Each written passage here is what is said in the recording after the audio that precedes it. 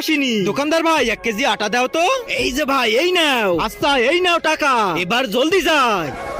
আরে শালা, আসার সময় তো কাদার ভিতর জুতা সহ পা আটকে গেছিল, আবার জুতো খুলতে হবে, কি যে করি।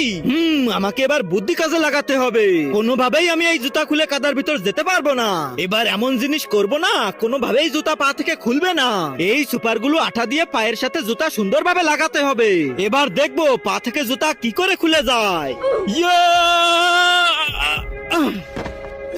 বাপরে, এই নাও কাকা তোমার আটা। আমার আটা লাগবে না। কেন? একবার পিছনে তো তাকিয়ে দেখো।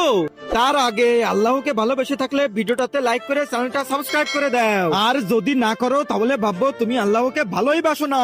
কমেন্টে বলে যাও আই লাভ আল্লাহ। আরে শালা, এটা কি হয়ে গেল? এবার আমার পায়ের কি হবে? আমার তো আর গার্লফ্রেন্ডও থাকবে না।